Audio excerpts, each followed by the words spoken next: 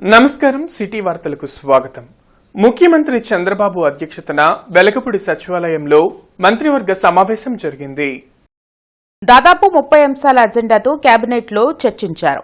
CRDA authority సమావేశంలో తీసుకున్న నిర్ణయాలకు ఆమోదం తెలపడంతో పాటు కీలక నిర్ణయాలకు కేబినెట్ గ్రీన్ సిగ్నల్ ఇచ్చింది.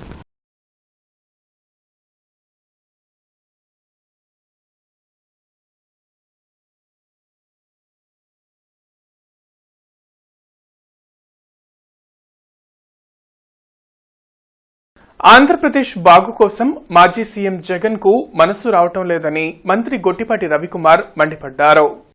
Access renewable energy Brookfield తో ప్రభుత్వం ఏర్పాటు చేసుకున్న ఒప్పందం రైతులకు, నిరుద్యోగ యువతకు మేలు చేస్తుందని అన్నారు. వెలగపూడి సచివాలయంలో ఆయన మీడియాతో మాట్లాడారు. పీక్ అవర్స్ లో వైసీపీ ప్రభుత్వం విద్యుత్ ను యూనిట్ కు ₹9.38 కొనుగోలు చేస్తే కూటమి ప్రభుత్వం ₹4.60 కొంటున్నట్లు పేర్కొన్నారు. గతంలో విద్యుత్ శాఖపై 1.25 లక్షల కోట్లు అప్పు చేసి జగన్ నాశనం చేశారని విమర్శించారు. మా ప్రభుత్వం అధికారంలోకి వచ్చిన తర్వాత ₹1 కూడా కరెంట్ ఛార్జీలు పెంచలేదు. రాబోయే రోజుల్లో కరెంట్ ఛార్జీలు పెంచకుండా ఉండటం కోసం చేసే ప్రయత్నం చేస్తా ఉన్నాం అన్ని విధాలా. అదే కాకుండా వీలైతే ముఖ్యమంత్రి గారు అయితే కరెంటు ఛార్జీలు తగ్గించాలని కూడా చెప్పే భాగంలోనే ఈ యాక్సెస్ బుర్క్ ఫీల్డ్కి సంబంధించిన మనం పీపీఐ చేసుకోవడం జరిగిందనమాట. వాళ్ళు గతంలో మీరు ఒకసారి గమనిస్తే వాళ్ళు యావరేజ్గా ₹9.30 పైన పవర్ని కొనుగోలు చేశారు. ఒక్క పీక్ అవర్స్లో పవర్ వాళ్ళు ₹9.38 పవర్ కొనుగోలు చేశారు. 10,000 కోట్ల రూపాయలు పవర్ పర్చేజీల మీద విపరీతంగా ఖర్చు పెట్టి డబ్బులన్నీ కూడా ఖర్చు పెట్టడం కాకుండా ప్రజల మీద భారం వేశారు అనమాట. ఇంకోటి కూడా దీనివల్ల మనకి ఇప్పుడు యాక్సెస్ వల్ల 400 మెగావాట్లు మనకు పెట్టుబడి వస్తుంది. దీని ద్వారా 9% జీఎస్టీ వచ్చింది ఇది మన ప్రభుత్వానికి. అదే కాకుండా ఎంప్లాయ్మెంట్, మన యువతకి ఎంప్లాయ్మెంట్ వచ్చింది. తూర్పు నియోజకవర్గంలో పలు అభివృద్ధి పనులకు శంకుస్థాపనలు, ప్రారంభోత్సవాలు జరిగాయి. కార్యక్రమంలో ఎమ్మెల్యే నసీర్ అహ్మద్, మేయర్ కోవెలమూడి రవీంద్ర పాల్గొన్నారు.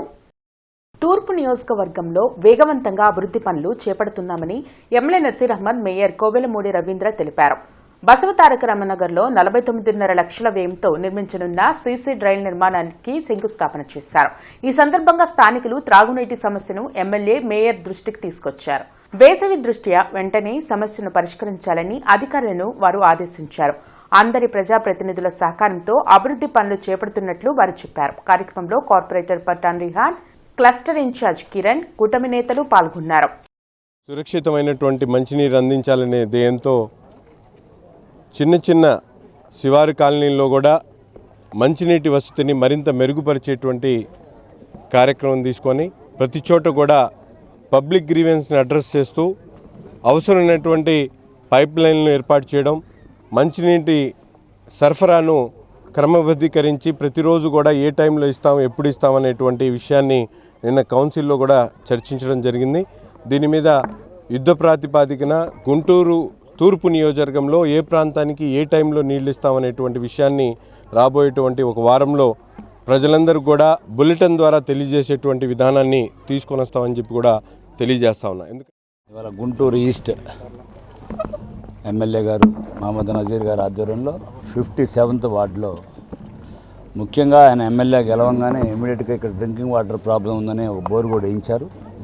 ఇప్పుడు పర్మనెంట్గా వాటి మీద సొల్యూషన్ తీసుకొచ్చి వాళ్ళకి ఎటువంటి డ్రింకింగ్ వాటర్ కానీ డ్రైనేజ్ ప్రాబ్లం కానీ ఉండకుండా దాన్ని సరి చేస్తూ డ్రైనేజ్ కూడా ఇందాక ఎమ్మెల్యే గారు చెప్పినట్టు ఇళ్లలోకి వస్తుంది కాబట్టి ఇప్పుడు 49,50,000 మున్సిపల్ కార్పొరేషన్ సీసీ డ్రైన్ ఇక్కడ నుంచి కనీసం ఒక 500 మీటర్లు ఇప్పుడు ఇమీడియట్గా శాంక్షన్ చేయడం జరిగింది. ఆల్రెడీ వాళ్ళ నుంచి వర్క్ కూడా స్టార్ట్ అయిపోద్ది. వర్క్ టార్గెట్ కూడా ఇచ్చారు ఆయన ఎమ్మెల్యే గారు, పలానా రోజు కంప్లీట్ అయిపోద్ది. అట్లాగే బులెటిన్లో కూడా మంచినీటి గుంటూరు నగరంలో ఏ విధంగా ఎన్ని గంటలకు ఎక్కడ వస్తుందని కూడా ఇబ్బంది లేకుండా కూడా తగిన చర్యలు చేస్తున్నారు. ప్రపంచ మెట్రాలజీ దినోత్సవ వారోత్సవాలను గుంటూరులో లీగల్ మెట్రాలజీ శాఖ నిర్వహిస్తుంది. ఇందులో భాగంగా కృష్ణానగర్లోని రైతు బజార్లో వేయింగ్ మిషన్లపై వినియోగదారులకు అవగాహన కార్యక్రమం నిర్వహించారు. Legal metrology deputy controller Shalen Raju, assistant controller Kondareddy, inspector Sunil రాజుతో పాటు జాతీయ వినియోగదారుల ఫోరం ప్రతినిధులు హరిబాబు, వెంకటరత్నం, సరోజిని తదితరులు పాల్గొన్నారు. వినియోగదారులు తీసుకునే వస్తువులు తూనికల్లో ఖచ్చితత్వం ఉండేలా చూసుకోవాలని షాలేన్ రాజు, హరిబాబు సూచించారు. వినియోగదారుల సదస్సులో ముఖ్యంగా మనం వ్యాపారస్తులకి, వినియోగదారులకి విలువైన సూచనలు మనం అందించడం జరిగింది. ఎగ్జిబిషన్ ఏర్పాటు చేశాము. ఎగ్జిబిషన్లో భాగంగా ఎలక్ట్రానిక్ ఆటోలో జరిగే అవకతవకలు వాటిని ఏ విధంగా మనం అరికట్టాలి అన్న విషయాలను కూడా మనం పాయింట్ల వైజ్లో రూపంలో వ్యాపారస్తులకి వినియోగదారులకి ఇద్దరికి మనం క్లియర్గా చెప్పడం జరిగింది. అలాగే మన స్థానిక వినియోగదారుల సంఘం అధ్యక్షులు హరిబాబు గారు, బేబీ సరోజిని గారు, కవిత గారు, నాగేశ్వరరావు గారు, వెంకట్రావు గారు వీరందరూ మనతో పాటు పార్టిసిపేట్ చేశారు. వారు తమకున్న విశేష జ్ఞానంతో మంచి విలువైన సలహాలు, సూచనలు వినియోగదారులకు సంబంధించి అందించారు. నిజంగా ఆమోదయోగ్యమైనవి అన్నీ. ఆచరణాత్మకమైన విలువైన సూచనలు మనందరం పాటిస్తే మంచిది. ఈ కాటాల్లో వెయిట్స్లో ఏ విధంగా మోసాలు జరుగుతాయి, వాటిని ఎలా అరికట్టాలి, లేకపోతే మెజర్స్లో ఏ విధంగా మోసాలు జరుగుతాయి, ఎలా అరికట్టాలి, అందులో భాగంగా ఏ ట్రేడ్స్లో జరుగుతాయి, కౌంటర్ స్కేల్స్ ఎట్లా జరుగుతాయి అనే విషయాలను హరిబాబు గారు చక్కగా వివరించారు. ఈ ఎలక్ట్రానిక్ ఇది పేమెంట్స్ వీళ్ళు కరెక్ట్గా అక్కడ పెట్టుకోకపోవటం వల్ల కూడా నష్టం జరుగుతుంది వినియోగదారులకి. ఇది ముఖ్యంగా గమనించాలి. మీరు మొహాటం లేకుండా ఈ ఎలక్ట్రానిక్ కాటా మీద మీరు తూకం వేయించుకుంటున్నప్పుడు జీరో చేయమని చెప్పండి. దాని మీద వాళ్ళు ఏదో వెయిట్ పెడతారు, బొచ్చు లాంటిది. ఆ బొచ్చు అది కూడా ఆ బరువు కూడా దీని కిందకే వస్తుంది, మనమే భరించవలసి వస్తుంది. అందుకని దాన్ని జీరో చేసి పెట్టండి మీరు అని చెప్పని మీరు చెప్తే కానీ వాళ్ళు పెట్టరు. అందుకని మీరు మీ కొనుక్కున్న డబ్బులకి సరైన మంచి సరుకుని కొనుక్కొని మీరు ఆనందించాలని వినియోగదారుల సంఘాల తరఫున కోరుతున్నాను. హిందూ కళాశాల కూడలిలోని యూనియన్ బ్యాంక్ ఆఫ్ ఇండియా ప్రాంగణంలో ఆంధ్ర బ్యాంక్ వ్యవస్థాపకులు భోగరాజు పట్టాభి సీతారామయ్య విగ్రహావిష్కరణ కార్యక్రమం జరిగింది. Union bank regional manager Syed Johar విగ్రహాన్ని ఆవిష్కరించారు. ఆంధ్రప్రదేశ్ రిటైర్డ్ ఎంప్లాయీస్ అసోసియేషన్ ఆధ్వర్యంలో పట్టాభి సీతారామయ్య విగ్రహాన్ని ఏర్పాటు చేశారు. అనంతరం రెవెన్యూ కళ్యాణ మండపంలో ఏర్పాటు చేసిన సమావేశంలో పలువురు రిటైర్డ్ ఉద్యోగులు మాట్లాడారు. ఆంధ్ర బ్యాంక్ స్థాపించి ఎంతో మంది జీవితాల్లో పట్టాభి సీతారామయ్య వెలుగులు నింపారని కొనియాడారు. భోగరాజు పట్టాభి సీతారామయ్య గారు ఎవరైతే ఆంధ్ర బ్యాంక్కి ఫౌండరో ఆయన విగ్రహావిష్కరణ జరిగింది హిందూ కాలేజ్ బ్రాంచ్. దీనికి చాలా ఇనిషియేటివ్ తీసుకొని పాత Andhra bank staff, retired staff initiative తీసుకున్నారు. ఆయన ఒక స్వాతంత్ర సమరయోధుడు, సంఘ సంస్కర్త. అలాంటి ఆవిష్కరణలో నేను పాల్గొనడం నాకు చాలా గర్వకారణంగా, ఆనందదాయకంగా ఉంది. Thank you. పట్టాభి సీతారామయ్య గారు మనకి పటేల్ గారు గుజరాత్కి వెళ్ళడం, నెహ్రూ గారు ఉత్తరప్రదేశ్కి వెళ్ళడం, బోస్ గారు బెంగాల్కి వెళ్ళడం, వీరందరూ గాంధీ గారు అనుచరులుగా ఎంతో కృషి చేశారు స్వాతంత్ర సమరానికి. మన తెలుగు జాతి నుంచి ఆ స్థాయిలో స్వాతంత్ర సమరయోధుడు ఒకరే ఒకరు, ఆయన పట్టాభి సీతారామయ్య గారు. ఆ మహానుభావుడు ఆంధ్ర బ్యాంక్ స్థాపించి ఎంతోమంది రైతులకి, ఎంతోమంది చిన్న పెద్ద పారిశ్రామికవేత్తలకి ఉపాధి కల్పించారు.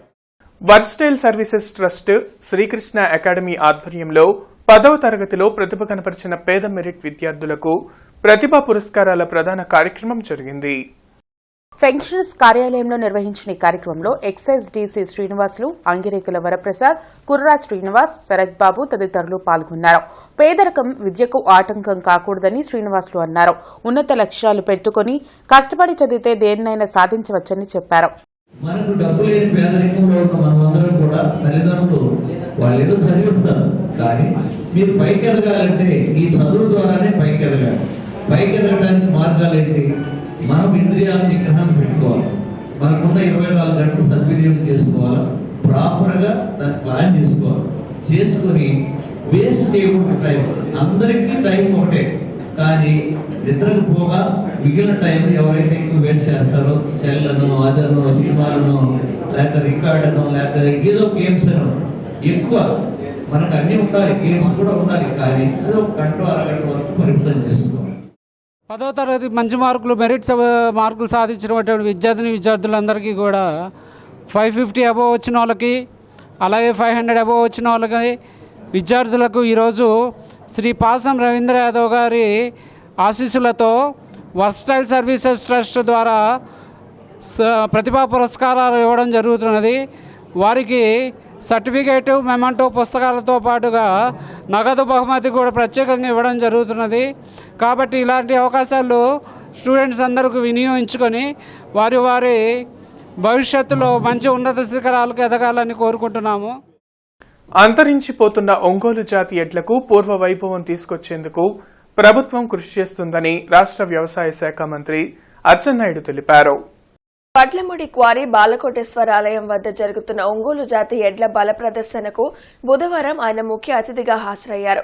ఈ సందర్భంగా ఆయన మాట్లాడుతూ ఒంగోలు జాతి ఎడ్లు రాష్ట్రానికే పెద్ద సంపదని, విదేశాల్లో సైతం వీటికి మంచి పేరుందన్నారు. ఈ ఎడ్ల పోషణకు రాష్ట్ర ప్రభుత్వం తరపున సహాయ సహకారాలు అందిస్తున్నామన్నారు. పాడి పరిశ్రమ అభివృద్ధికి మాజీ మంత్రి దివంగత ధూళిపాల వీరయ్య చౌదరి విశేష కృషి చేశారని, ఈ ప్రాంతంలో సంగం డైరీని ఏర్పాటు చేసి అనేక మంది రైతులకు ఉపాధి కల్పిస్తున్నామన్నారు. ప్రతిపాడు ఎమ్మెల్యే బూర్ల రామాంజనేయులు మాట్లాడుతూ రైతులను ప్రోత్సహించేలా ఎడ్ల బల ప్రదర్శన ఏర్పాటు చేయడం హర్షణీయమన్నారు. ఈ సందర్భంగా మంగళవారం జూనియర్స్ విభాగంలో గెలుపొందిన యజమానులకు ప్రోత్సాహక నగదుతో పాటు ద్విచక్ర వాహనాన్ని బహుమతిగా పొన్నూరు ఎమ్మెల్యే నరేంద్ర కుమార్ తో కలిసి మంత్రి అచ్చెన్నాయుడు అందజేశారు. కార్యక్రమంలో మాజీ ఎమ్మెల్సీ ఏఎస్ రామకృష్ణ, కూటమి నాయకులు, పోటీల నిర్వాహకులు పాల్గొన్నారు.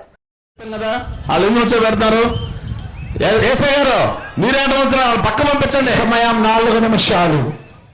ఈ రాష్ట్రానికి పెద్ద ఆస్తి ఒంగోలు జాతి ఎద్దులు. ఇది ఒకప్పుడైతే ఒక ప్రాంతానికో ఒక రాష్ట్రానికో ఉండేది. ఈరోజు చూస్తే ప్రాంతం దాటింది, రాష్ట్రం దాటింది, విదేశాలకు కూడా ఒంగోలు జాతి పేరు ప్రఖ్యాతులు ఇచ్చినటువంటి విషయాన్ని మీ అందరికీ ఈ సందర్భంగా గుర్తు చేస్తున్నాను. మొన్న నేను ఆశ్చర్యపోయాను. మన ఒంగోలు జాతి ఎద్దు బ్రెజిల్ దేశంలో ఒక ఎద్దు 40 కోట్లకి సేల్ అయ్యిందని వింటే నా ఆనందానికి అవధులు లేవు. ఈరోజు అనుభూతున్నటువంటి జాతిని మళ్ళీ మనం ముందుకు తీసుకురావాలి. సిటీ న్యూస్ సమాప్తం. నమస్కారం.